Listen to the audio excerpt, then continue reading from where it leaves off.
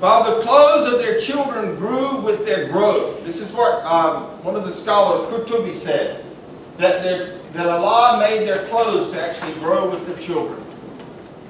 Now that's phenomenal because, you know, some of us had teenagers that grew about 6 inches in 1 year. Did anybody have any boys that might have grown? Yeah, there you go.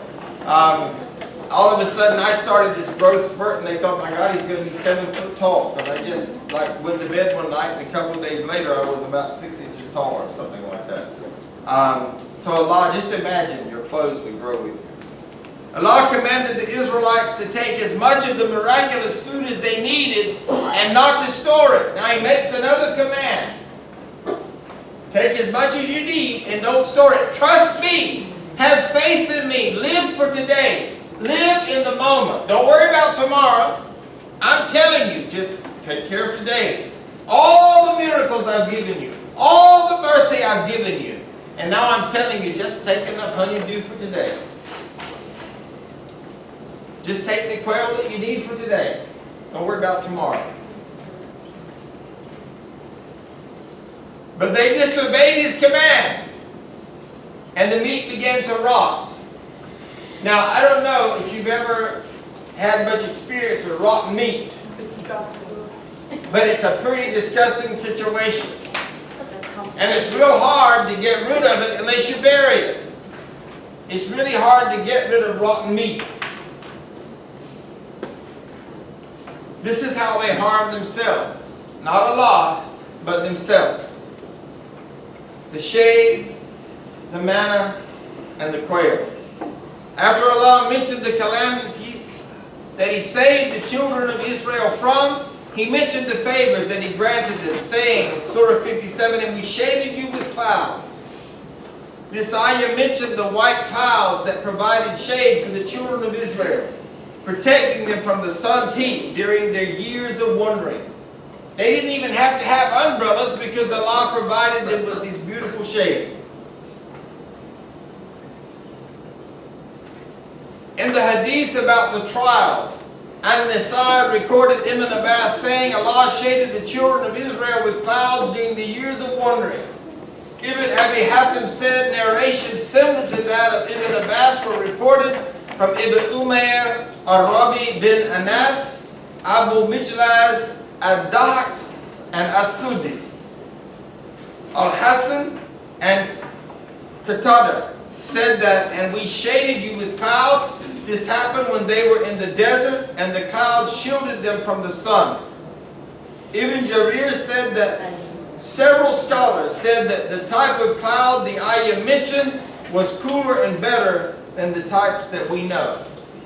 Of course, now we know that because of global warming and the depletion of the ozone, we need Allah to do the clouds again. Because we destroyed them. We hurt ourselves. Ali bin Abi Talha reported that Ibn Abbas commented on Allah's statement and sent down to you al-manna. The manna used to descend to them to the trees, and they used to eat whatever they wished of it. Also, Qatada said the manna, which was whiter than milk and sweeter than honey, used to rain down on the children of Israel, just as the snow falls, from dawn until sunrise. One of them would collect enough for that particular day, for if it remained more than that, it would spoil. On the 6th day, Friday, one would collect enough for the 6th and 7th day, which was the Sabbath, during which one could not leave home to seek his livelihood. So we all know that practicing Jews do not work or drive on their Sabbath. They do not even turn on a light switch. The Hasidic Jews don't even turn on a light switch on that time. Which is now Friday night into Saturday, or Yeah, Friday night? as soon as the sun sets. All this occurred in the wilderness. The type of manna that we know provides sufficient food when eaten alone, because it is nutritious and sweet. When manna is mixed with water, it becomes a sweet drink. It also changes composition when mixed with other types of food. However, this is not the only type. The evidence to this fact is that al-Bukhari narrated that Sayyid bin Zayd said that the Messenger of Allah said, "Kamah, truffles, is a type of manna, and its liquid is a remedy for the eye." Just to give you another spin on something similar to that meaning. This hadith was also collected by Imam Ahmad. The group of hadith compilers and with the exception of Abu Dawood, also collected it. And At-Tirmidhi graded it Hasan Sahih. At-Tirmidhi recorded Abu Hurairah saying that the Messenger of Allah sallallahu alaihi wasallam said, "The ajwa, pressed dried date, is from paradise and it cures poison. Al-Kamah, truffle, is a form of manna and its liquid heals the eye."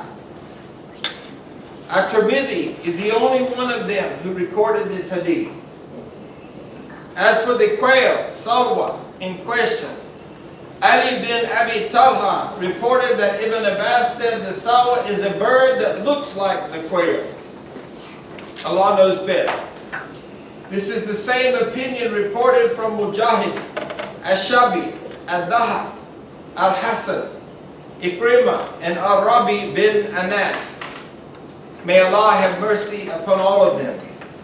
Also, Ikrimah said that the salwa is a bird in paradise about the size of a sparrow. Qatada said the salwa is a bird that is similar to the sparrow. During that time, an Israelite could catch as many quails as was sufficient for that particular day. Otherwise, the meat would spoil. Again, on the 6th day, Friday, he would collect what is enough for the 6th and the 7th day, the Sabbath, during which one was not allowed to depart his home to seek anything. Allah said in Surah 7 and verse 160, "Eat of the good lawful things we have provided for you." This form of command is a simple order of allowance, guiding to what is good. Allah said, "And they did not wrong us, but they wronged themselves." Means we commanded them to eat from what we gave them and to perform the acts of worship, but they rebelled. This ayah is similar to Allah's statement in Surah 34 verse 15. "Eat of the provisions of your Lord and be grateful to Him."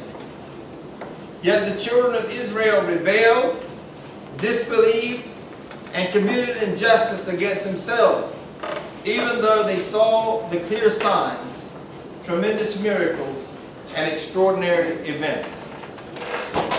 So inshallah, I hope that today you have gleaned some lessons from the Israelites that you can apply to your life today. That we can learn from their behavior, but most importantly, that we can learn the miracles, the mercy, the compassion, the love of Allah. That no matter how much or how many times we deviate, no matter how many times we don't obey, Allah is always forgiving. And we need to remember that, because I see a lot of people walking around looking like Shadrach, Meshach, and Abednego. They look like sad sacks, in other words. And we should be really rejoicing in knowing the mercy and the compassion of our loving Allah. And just knowing that we don't want to have idols in our life. We do not want to have these things that we worship, these things that we associate with besides Allah. Inshallah. I love you all for the sake of Allah. Inshallah, we'll see you next week at the same time and the same place. Assalamu alaikum wa rahmatullahi wa barakatuh. Yes, brother. Oh, I need a ride home. Oh, yes.